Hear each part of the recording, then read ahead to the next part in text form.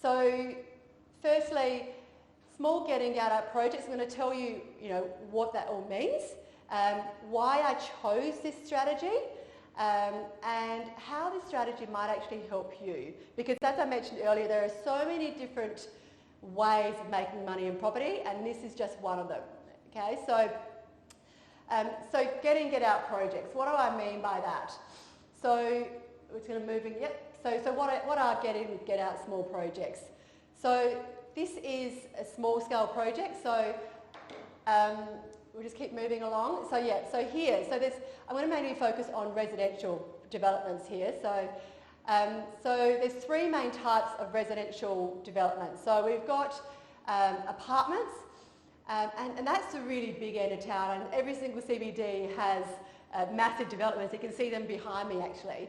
And this is the big end of town, and this is where there's some serious money to be made. But there's also a huge amount of risk associated with it, and especially if you think about what's unfolded this year, banks have been quite nervous around investing and providing funding for apartments. So you also need a huge amount of money to be able to fund an apartment project. You tend to have a large number of apartments to sell. So certainly while the returns are lucrative, there's a lot of risk involved in it. And for me, I just wasn't prepared to take on that amount of risk. And then you've got your large scale developments, and you've got your land divisions as well, but your large scale, I'm talking large scale, sort of 10 plus developments. And interestingly, the process that I teach my students is the same if you're doing like a smaller scale project like I do, or a 10, 20, 30, 40 townhouse development. A bit different for apartments, but in terms of your land, townhouse developments. But once again, the same issue for me was there. You still needed a huge amount of equity to do these projects, and you needed a large amount of debt as well. And the more houses that you have to sell, the more you've got to move on before you get paid, and then the longer the project takes. And for me, I just didn't want to take on that amount of risk. I've got to share with you, I'm also married to a really super conservative husband. So when it came to actually building my business, I had to get it past him in terms of him feeling comfortable and dealing with his risk-averse nature. Does anybody else have a risk-averse partner? Let me know in the chat box if you do. So it's always quite an interesting, when you're running your own business, your partner's always involved in some way. So that I guess helped me drive to the smaller scale type developments. And when I say smaller scale, my definition of a small scale development is like 2 to 6, because it's small enough to get funding a bit easier, so the banks are happier to lend. You both are conservative. Harry, yes. Gabrielle, yes. Look, it's very, very common to have one really, really conservative partner, and then one that's a go-getter and racing 100 miles ahead. And I've got to say, as frustrating as it can be when it comes to, having a conversation where you're really banging heads, Andrew, risk-averse, and I am, it's actually awesome having a risk-averse partner, because for a person like myself, which, I'm charging ahead, really a go-getter, I have to make sure that I'm really, really sharp with my numbers, and that my deal has factored in every single risk to get him across the line. And at the end of the day, Kimberly, your partner is risk averse, that's great. Kirsty, yes. I've got to say, it's a really great partnership. As frustrating as the conversations can be when it's just like, my God, can I just get this site? It's an awesome deal. I just want to get going. And they're like, no, I'm not sure about these numbers here. It's could be a bit risky. That conversation, I'm just, steam coming out of my ears. But it just means that I have to really know my numbers, and I've effectively got to sell it to him, to my partner, before I even get the deal across the line. And that is actually a really good dynamic to have. So if you have a risk-averse partner, it's not a bad thing. Work with it, go with it. You just got to be very strategic in terms of how you know your numbers, know your deal, and get them on board.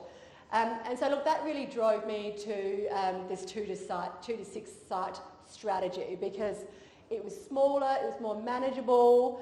We didn't require huge amounts of equity to be able to fund a deal, and we'll talk more about the funding. down the track, certainly in the expert sessions. And also we could sell it. We could sell the deals as well. So then what I did is I got all the smarts and intelligence and all the things that I'd learned from the big end of town, because in the big end of town you have to be sharp on your process and you have to be sharp on your risk mitigation strategies. And I applied all of that to the smaller end of town. And when I'm talking smaller end of town, yes, I'm talking 2 to 6 dwellings, but I'm talking about profit returns, still 6-figure profit returns. So every single one of my projects has a 6-figure return. So would you be okay earning, $100, $200, $300, $400, $500,000 doing a small scale development? Let me know in the chat box. For me, it's a no-brainer. To be able to just pull in smaller lump sum deals and keep that risk managed. That's the reason why I absolutely love this strategy. And what I also love about it is it's a strategy that, whether you're a mum and dad developer or whether you run it as a business like I do. Okay, Amanda. Hello, Amanda. Another awesome Amanda. Okay by me? Yes, definitely. 100%. It becomes a no-brainer. Manny, absolutely. Marco, absolutely. Yes. Good. We're all on the same page here. It is a no-brainer. Because with the nature of this business, because it doesn't take much time, you can easily do it as a side gig. So if you love your job, and if you love your job, that is amazing, because we spend so much time doing our jobs. You want to make sure you love what you're doing. If you love your job, but you just want to top up your income, this is a great way of doing it, because you can easily do it on the side, do your job, keep things ticking over, and be pulling in. Zach, hey Zach, good to see you. Still working, mate? Yeah, that's brilliant. If you're loving your job, keep working and pulling in an extra 6-figure, 150, 200, whatever on the side. That's okay by me, and I'm sure it's going to be okay by you as well. And Kirsty, yeah, you love working, and I love working too. I think it's funny, the philosophy around, work hard and retire. I mean, for retiring, even when I'm retiring, even when I'm 70, 80, whatever, I still want to be working and engaged and have my brain ticking over. And when you love what you're doing, it's not a job. So yeah, that's the whole philosophy around my main types of developments. And that's the reason why small get in, get out projects is how I've built my business, and a strategy that I've really fine-tuned after assessing a number of different strategies is what feels right for me. It got past the floodgates of my super conservative husband, and it's something that I think is achievable for most people, even if you don't have a background in property at all as well. So that's the crux as to why the small get in, get out strategy is certainly, is what I drive my business by. So let's keep moving along. So why is the strategy worth considering? And I've touched on a few of these already as well. Let me talk about, so if you can see in the slide here, so another reason, so firstly, it's lower risk, but this triangle here I think is a really important part as to why I also love this strategy. So if you think about the market, the property market, I view it in terms of a triangle, right? So you've got the high end of town, and the high end of town is really going to differ depending on what state you're in. So in South Australia, for example, the high end of town is probably 700,000 above. It's going to be very, very different in Sydney and Melbourne. You'd be talking about 1 million plus. But if I relate it to, say, the South Australian market, and I'll try and relate to other states as well. But so your higher end of town is, typically, people that are, professionals earning decent income to be able to afford a bigger home or in a bigger apartment. So the higher end of town. The next, and also it tends to be the smallest part of the property market. You then got the mid-market, and in South Australia, for example, the mid-market is probably, mid-5s to say mid-7s, and that's bigger than the higher end of the market. So you tend to have more of your blue-collar workers and some first-home buyers if you're lucky, but generally it's that mid-market. And then you've got this big fat part of the triangle down the bottom, and that's where I play in. So I love, all the sexy, beautiful architecture of the high end, but from a business perspective, I want to be playing down the bottom here, because that's where all your first-home buyers are. that's where all your investors are, and that's where a majority of the market is. So the majority of the market can afford, below 550, and in other states in Sydney that might be below 700 or 800. So think about this triangle here and relate it to your own market. And a good guide for this is do some research into where first home buyers and investors buy, and then you'll get your price band in terms of where we sit in that triangle. So I play in the first home buyers angle. So that's the reason why I also love this strategy. So I do small get in, get out projects, but I also make quality and affordable housing. Because as a developer, you don't make money unless you sell your product. Now, the market changes. I mean, you think about what's happened in this year. I mean, this year has been unlike any other. No one could have predicted it. If you think, I was thinking the other day, like, if you had someone, say November last year, heading into Christmas, sit down and say, you know what, next year we're going to have some random virus. You're going to be locked in your house for a couple of months, and business is going to be shut down, pubs are going to be shut down. You would have looked at them and laughed and thought, oh my God, they've absolutely lost it, they're nuts. So no one could have predicted what's happened this year, but it has. And what's happened is, in the property market has been, I've been fascinated by it, because for me personally, I had I actually had a project finished, hand over from the builder, the week after COVID had hit. And I had 4 townhouses to sell, and oh my goodness. So I went into strategy mode. So with the way that I teach, I always have risk mitigation strategies for everything. And I'm very grateful that I do, because when COVID hit, I went, okay, let me think back. When I bought this deal and when I started this deal, I had some strategies in place. So I put strategies in place like plan A, plan B, plan C, if things don't go to plan. And so straight away I went, okay, COVID has hit. Now if I can't sell my project, what's my plan A, and what's my plan B, and what's my plan C? So I was pretty comfortable, even though that we were stepping into an unknown, we couldn't even have opens, I was pretty comfortable that I had a backup plan. And then amazingly, I ended up selling all 4 within 6 weeks, and another project sold. I was actually going to get rid of a site that I was going to develop because I was a bit nervous about the market. I ended up keeping it because it was just crazy. And now, my goodness, I've just secured a couple of new deals recently. And when I've been looking for deals, the market here is just bananas, because there's not much supply around. So yeah, just this whole market has been absolutely fascinating. But the interesting thing, relating it back to the triangle, is some people who have been in the mid-market, whenever you experience a downturn or COVID, or the market always goes in cycles. Whenever there's a peak and a trough, high end drop down to mid-market. Mid-market drop down to the first home buyers market. So if you're playing in that bottom end of town, you're almost creating a safety net in terms of your business as well, because you're still going to have people buying and transacting in that pocket of the market. How does that sound? Is that what you see as well in the market as well? How does that sound in terms of a strategy? Would you rather be playing in a market, in a sector where there's more buyers, where there's more fish in the sea? I don't know, for me, once again, it's an absolute no-brainer. So in terms of returns from this strategy, I want to share with you the sort of returns that I've got using this very, very strategy. So yep, Zach, that makes sense, Rook makes sense. It is, like, a lot of this stuff that I'm sharing with you, Amanda makes sense, Catherine definitely, a lot of it's not rocket science. And the way that hopefully that I teach you and I teach my students, keep it simple. And it's funny, all the things that I'm going to be teaching you today, you're going to be thinking, you know what, that actually just seems really, really simple. And it's not until someone states the obvious that you realise that you already know some of this stuff, but you just need to hear it and put it into place.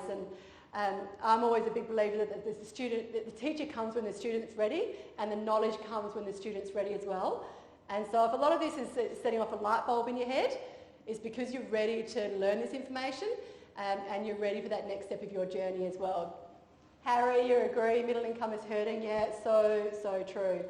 So look, let me flick you through some of my returns in my projects from using this various strategies. So look, this is my first deal, my first ever development, and I secured this off market, but it was a 5-site. So there were 2 detached homes at the front and 3 2-bedroom row dwellings at the back. So $447,000 in 2015.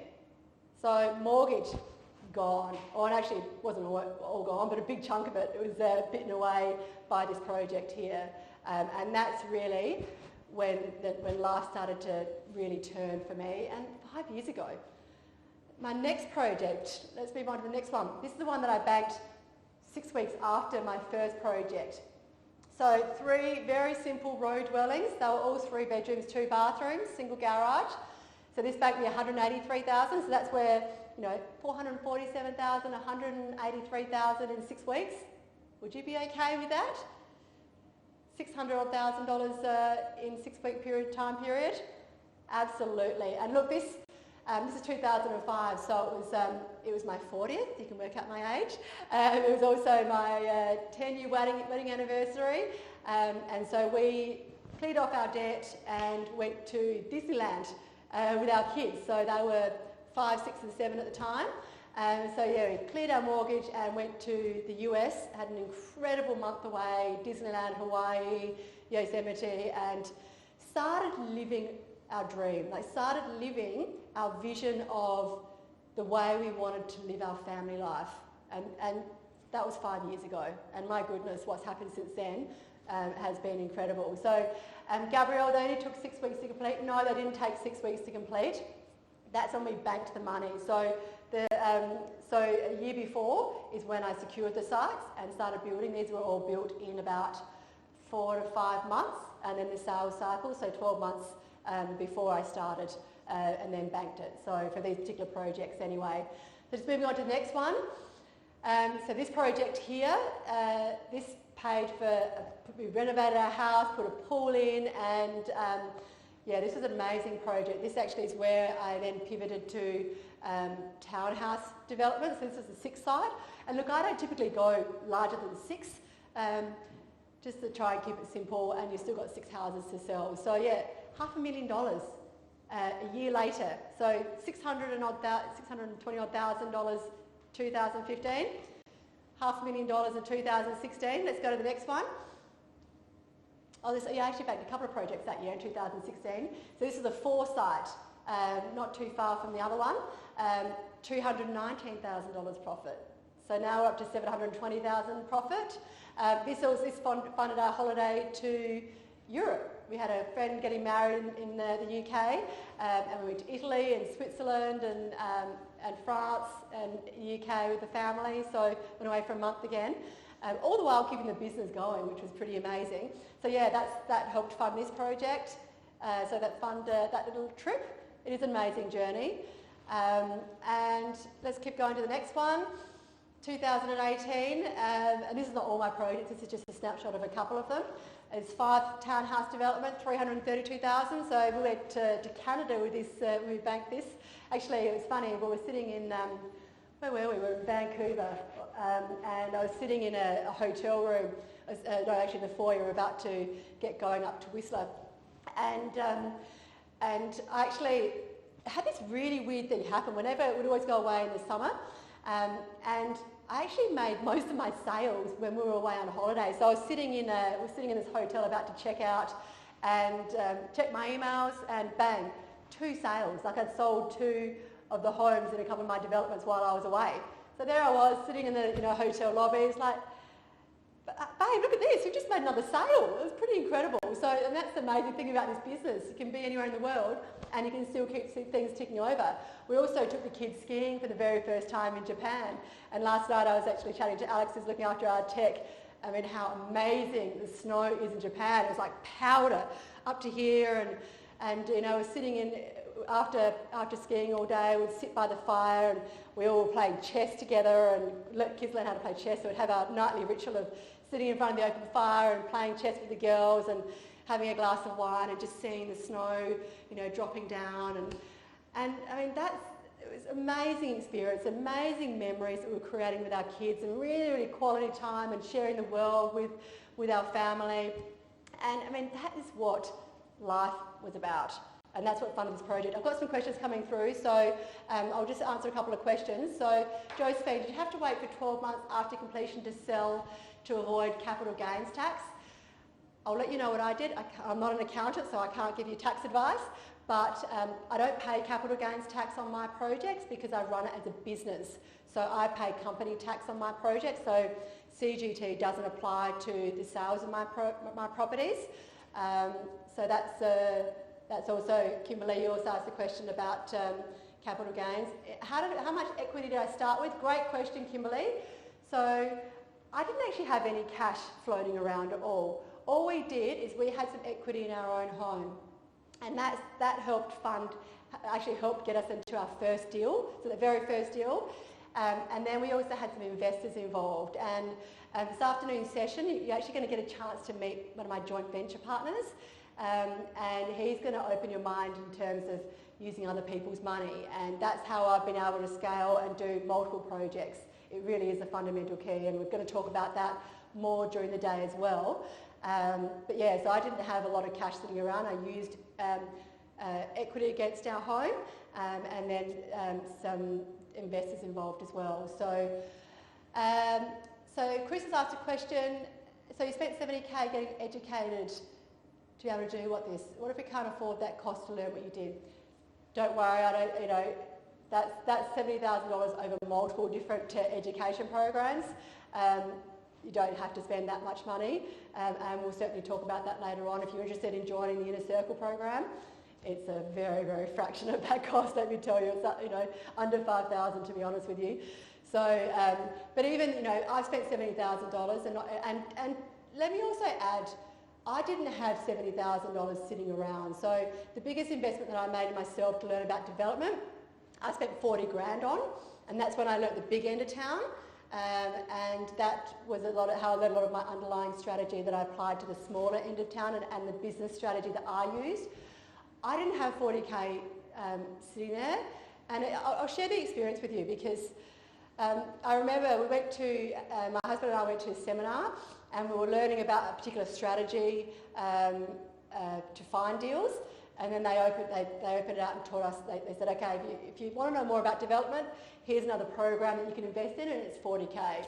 And I remember sitting there in my chair next to my husband, and I was, this feeling in my gut was going, I've got to do this, because I saw with what I was being taught, I saw that, if I want to get to where I want to get to, I need to learn this knowledge, and I need to implement this knowledge.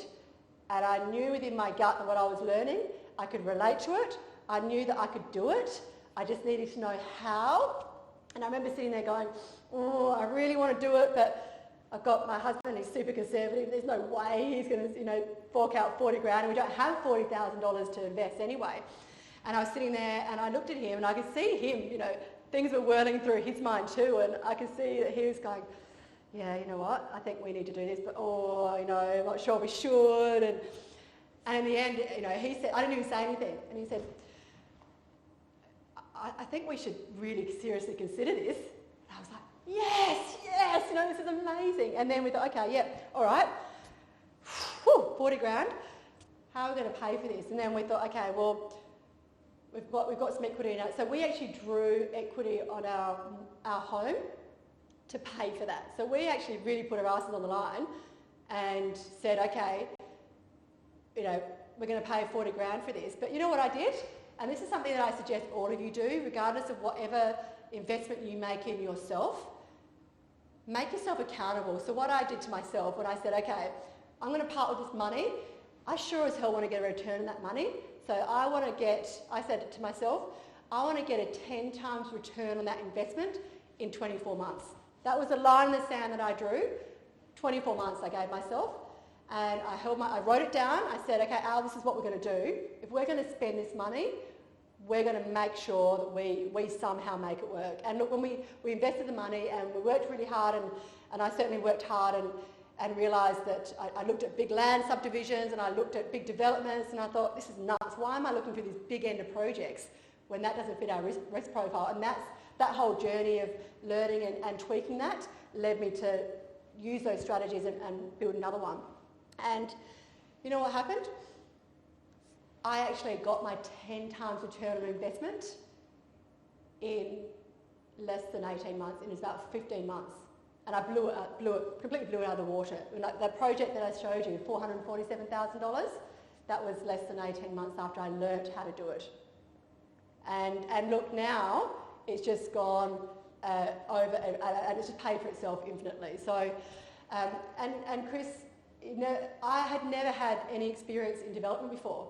You know, all I'd done up to that stage, I'd bought our own house, and I'd bought a couple of investment properties, and that was it. So I'd never done development before. I had no idea about how to do development. But what I did is I learned from someone who had achieved what I wanted to achieve, and I learnt from them, and that's how it all worked. So that's a very long-winded story as to how I covered that cost. We've got some amazing questions coming through here. And Kirsty, you're right, with commitment comes action. And sometimes, you know what, if someone had gone, you know, here's a course, you go and learn, I'll give it to you for free, or I'll give it to you for... And I think that's a funny thing. I think the reason why that price tag was so high, because it made you... He could have given it away for a lot cheaper, but, you know, if you're going to spend that sort of money, you're going to make sure that you actually get a return on that money. Chris is asking, if you have no experience and never done developments, why would other people risk their money investing in your project? You know, that is a brilliant question, and this is a question that we've had. I have this question time and time again with my inner circle, and I'll say to them I say to you what I say to them. Once you learn the fundamentals of how to do property development, when you start talking and having conversations with people about what you're doing, you know more than what you, even though you may be in the early stages of learning how to do a project, there's things that you can do to help people get confidence in your ability to do a development. So that comes around the team around you that you build around you, and the relationships that you have right now. I had never done a development before when I started using other people's money as well. But what I was doing is I was going, you know what? People saw me investing in myself. They saw me learning, that's part of how I got people on board as well. So we'll keep moving through just quickly. So we've got the Townhouse project. We've got another 2018, $257,000. This also funded our land. I've actually just finished building my own forever dream home, and oh my God, it's been an amazing experience being able to build my own home. And part of this actually funded, you know, part of this whole wealth creation journey that I've been has helped fund that. Let's keep going. So I guess the question to you is, firstly, you know, how are you going to make it happen? Everything that I'm, you know, teaching you today, you know, just think everything that I'm teaching you, think, okay, how can I apply that to my journey as well? And if you're interested as well, what I'm doing is I've shown you a run through of a number of my sites. I've actually just booked 6 dates.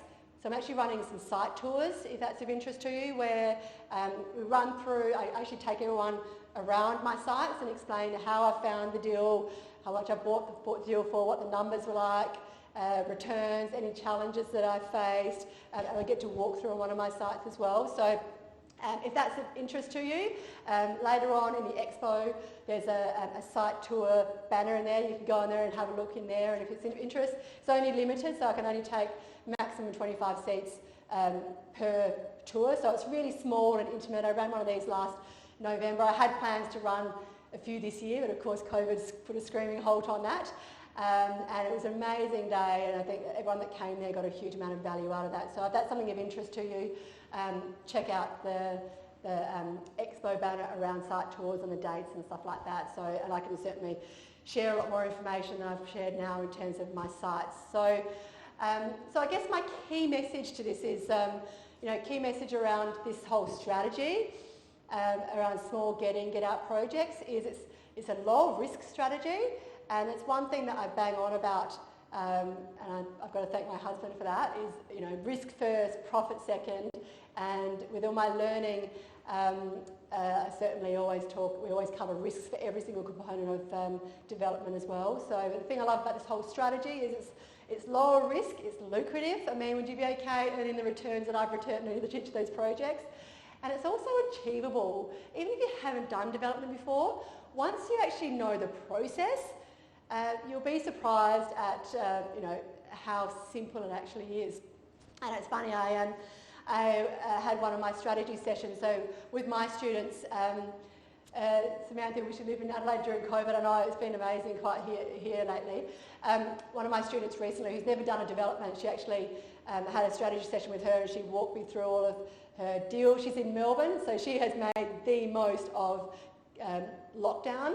So she's invested in herself, she's learnt all the knowledge that I've taught her through the inner circle, but also found this cracking deal in Melbourne, and she's created, she's got investors involved, and she's got, this marketing paper of this project. So she's pulled this whole deal together, never done development before. The return is going to be over $500,000. And then she sent me an email after we had our strategy session, once we worked through all of her feasibility. She went, this almost seems too simple. And that's the amazing thing. Like once, she said, I really feel that everything you taught me has made this process seem so simple. And that's, I think, the amazing thing in terms of, she's been able to really make the most of, the ISO that she's been in and made the most of it.